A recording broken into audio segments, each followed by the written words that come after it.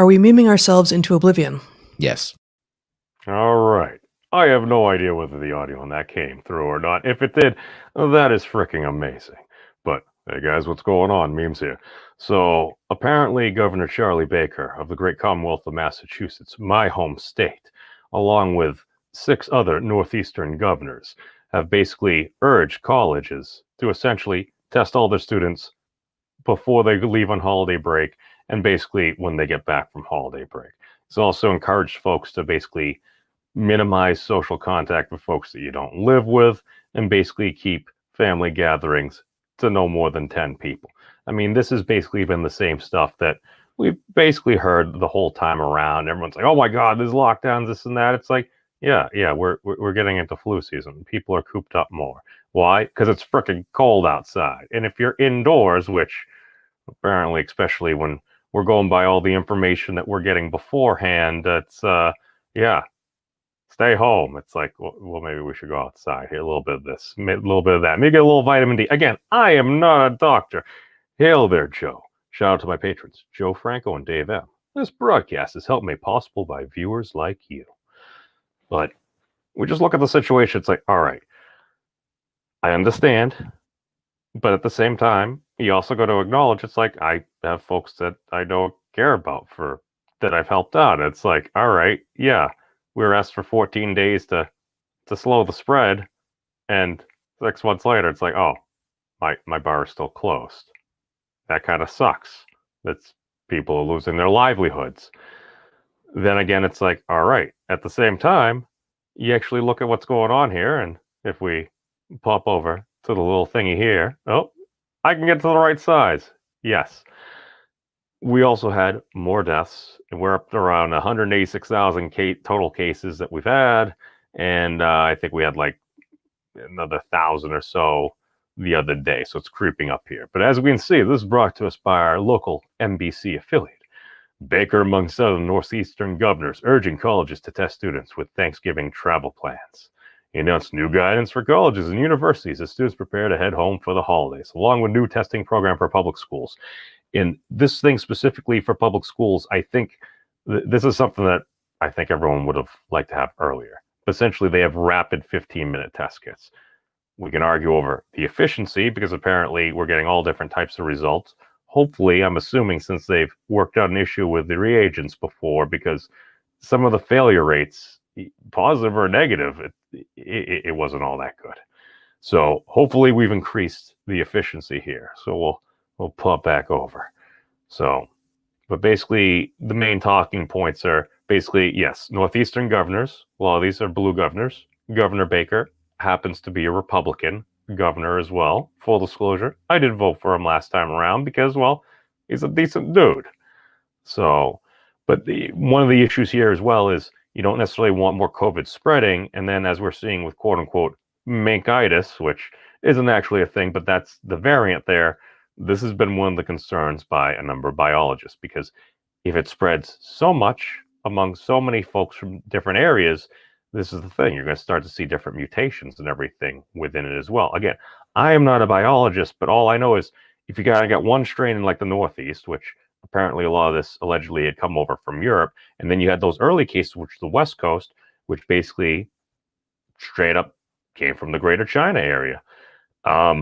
Those apparently ended up being different strains, and if all of a sudden you kind of almost start cross-pollinating, you could see more and more mutations, and we don't want mortality rates to go up as well, just especially with something this highly communicable. Because that's the thing. Worst fears is, oh, this is going to be airborne Ebola. We could see upwards of a 50% mortality rate.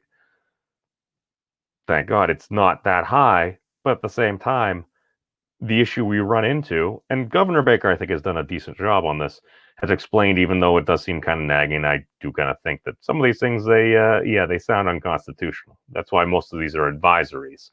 But basically, wearing a mask out in public, no matter what, I can kind of understand that because a lot of folks don't know. It's like, well, do I put it on here? Do I put it off there? It's like they try to keep it simpler. Again, this is a general advisory. I myself try to generally keep a wide arc or anything. If I'm going around a bunch of folks, it's like, yeah, that makes sense. But one of these issues is just with the college spread. If you have folks coming in or out there, you could have a lot more things going on. Hey there. Hey, Dave, as well as the portal. I love you, man. Hey, Austinator. We see y'all there. We appreciate y'all swinging by. But yes, we do see the Northeast. A lot of folks are doing the same things. Apparently, Governor Baker, in his speech earlier when I was listening to it on YouTube, he basically said, when you actually look through recommendations or regulations, whether it's from the actual doctors, the physicians, this, that, or the other thing, it's they got like 100 pages or so of regulations and like recommendations and stuff. Can you implement absolutely everything? It's like, yeah, probably not. Can you try to do the best thing you can? Because the numbers are ticking up. So let me just go back there, because they're basically just saying what we're going over. Yeah, here's one of the rapid test kit that's going to be deployed to, I believe, 134 different school districts as well. So basically, if anyone shows any symptoms, you can quickly test them and you know in 15 minutes. That's the thing. If you can avoid having to go through all the hoopla and make things easier, folks are more willing to accept that, because it's like, okay, if I am sick, all right. If I'm not sick and you just assume I'm sick, that assumes, like, I don't know, it kind of sounds like assuming guilt there.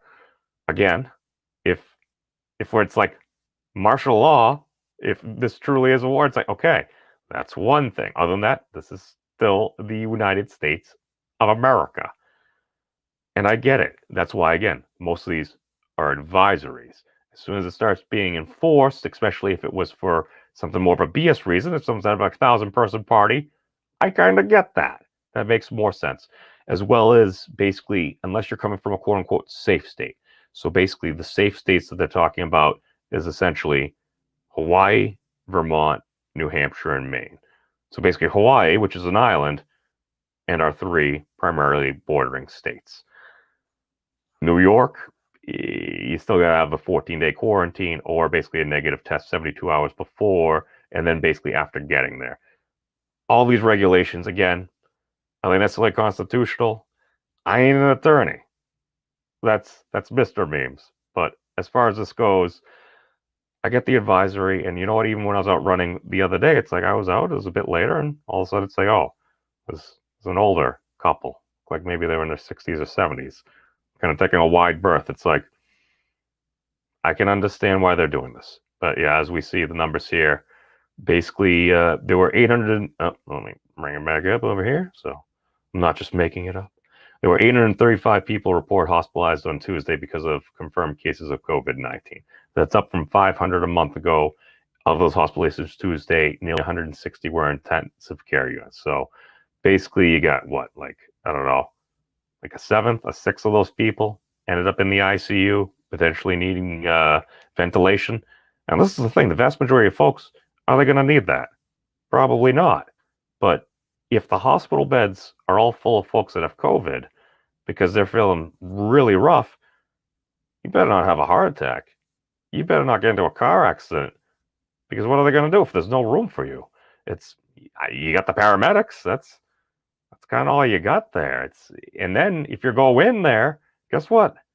If you have an underlying condition, something rough going on with you, and then you get COVID, that's not good. Because essentially, if you can get pneumonia, all of a sudden you're getting fluid in your lungs. It makes it harder to breathe. These are additional complications.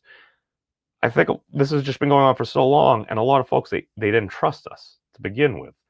And this is where I think we run into the issue, the sheer fact that, okay, our government didn't trust us. Oh, masks, they're not going to do anything. Really?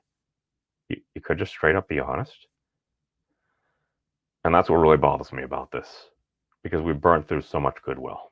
But I realize, yeah, this might be a sadder story. We'll try to maybe get a little bit more of an uplifting video and less plague-like things tomorrow. But I thank you all for watching. Peace out, everybody. Be safe, and long live the elbow bump. I hit the thing. The thing has been hit. Okay.